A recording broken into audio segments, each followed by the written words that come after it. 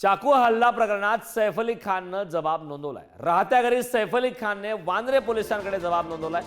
या हल्ला प्रकरणी करीना कपूरचा आधीच या संदर्भातला जबाब नोंदवण्यात आला। सैफ अली खानचाही आता जबाब नोंदवलाय।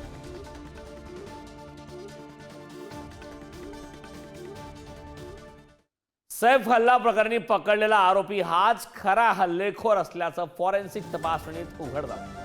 आरोपीच्या बोटांचे ठसे सैफच्या घरात सापडलेल्या बोटांच्या ठशाशी जुळलेले आहेत। आरोपी मोहम्मद शरीफुलच्या बोटांचे ठसे सैफचा मुलगा जहांगीरच्या खोलीच्या दरवाजावर त्या ठिकाणी पाहायला मिळाले। फॉरेन्सिक तपासादरम्यान अटक झालेल्या आरोपींच्या बोटाच्या ठशांसोबत सैफवर हल्ला करणाऱ्या मोहम्मद शरीफुलच्या बोटांचे ठसे या ठिकाणी सेम आढळले। सैफचा मुलगा जहांगीरच्या खोलीचा दरवाजा, बाथरूमचा दरवाजा आणि पाईपलाईनवर आढळून आला। फॉरेन्सिक तपासादरम्यान ही माहिती समोर आली। मुंबईच्या वांद्रे पोलिसांसाठी हा अतिशय महत्त्वाचा पुरावा आहे। या आधारे पोलिसांचं पथक न्यायालयात हे सिद्ध करू शकणार आहे की अटक करण्यात आलेला आरोपी तोच आहे जो हल्ल्याच्या दिवशी सैफ अली खानच्या घरी होता। सीसीटीव्हीत दिसत असलेला तो व्यक्ती माझा मुलगा नाही, सैफच्या हल्लेखोराच्या वडिलांचा खळबळजनक दावा आहे। सीसीटीव्हीमध्ये दिसणाऱ्या व्यक्तीचे केस लांब आहेत। माझा मुलगा सैन्यातील जवानाप्रमाणे लहान केस ठेवतो। मोहम्मदच्या अडचणी वाढत असताना वडील राहुल आमीन यांनी आता हा मोठा दावा केला।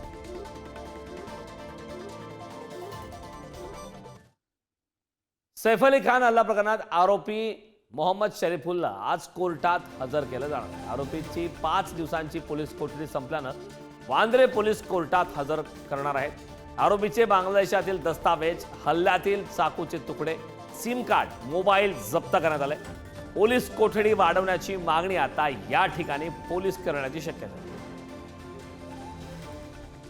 या संदर्भात ताजी अपडेट देण्यासाठी आपले प्रतिनिधी निखिल चव्हाण आपल्यासोबत जोडलेत। निखिल, 5 दिवसांची कोठडी संपल्यामुळे आता कोर्टात हजर केलं जाणार आहे।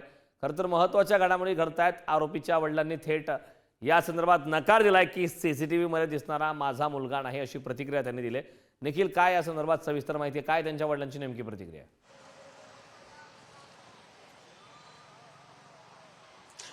नक्की करण आपण पाहिलं तर सैफवरती हल्ला करणाऱ्या आरोपीला पोलिसांनी रविवारी पहाटे आहे ते पकडलेलं होतं आणि त्यानंतर 5 दिवसाची पोलीस कोठडी आहे ती देण्यात आलेली होती। हीच पोलीस कोठडी आज संपत असून त्याला आज बँड्रा न्यायालयामध्ये हजर करणार आहेत।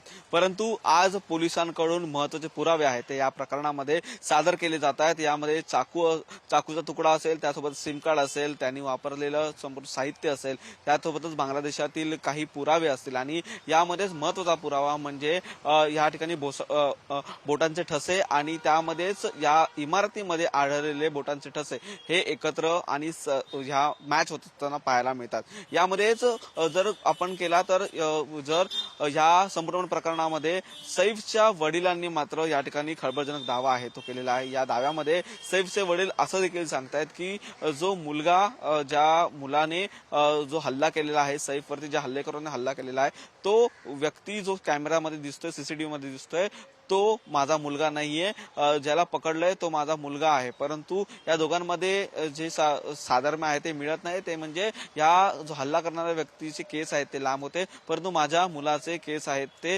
लहान असतात, ते सैन्यातील जवानांसारखे केस ठेवतात असं देखील त्यांनी दावा केलेला आहे। परंतु हा जो दावा केलेला आहे तो त्यांनी बांगलादेशामध्ये केलेला आहे आणि सर्व कारवाई सुरू आहे ती या ठिकाणी भारतामध्ये सुरू आहे। त्यामुळे पोलिसांना या सैफवरती हल्ला करणाऱ्या आरोपीकडून जेवढे काही पुरावे मिळतात ते त्यांनी जमा केलेलं आहे। तसेच या संदर्भात सगळे सीसीटीव्ही देखील पोलिसांनी हस्तगत केलेले आहेत। त्यामुळे आज कोर्टामध्ये नक्की कशा प्रकारे दावे प्रतिदावे होत आहेत आणि काय एक युक्तिवाद होतो हे देखील पाहणं महत्त्वाचं ठरेल। परंतु सर्वात महत्त्वाचं म्हणजे या प्रकरणामध्ये काल संध्याकाळी पोलिसांनी मात्र सैफचा जो जबाब आहे तो देखील नोंदवलेला आहे आणि हा जो जबाब आहे तो देखील आज कोर्टामध्ये सादर होऊ शकतो आणि याच जबाबाच्या आधारे आहेत ते अजून या संपूर्ण केसमध्ये पोलिसांना स्ट्रॉंग बळ आहे ते मिळू शकते। त्यामुळे आज नक्की कोर्टामध्ये काय युक्तिवाद होतो हे देखील पाहणं महत्त्वाचं ठरणार आहे। करण, नक्कीच निखिल, या संपूर्ण प्रकरणाकडे तू लक्ष ठेवून राहा। तुझ्याकडून वेळोवेळी या संदर्भातले ताजे अपडेट घेतच राहा। मात्र तुर्तास या महत्त्वपूर्ण अशा माहितीसाठी खूप खूप धन्यवाद।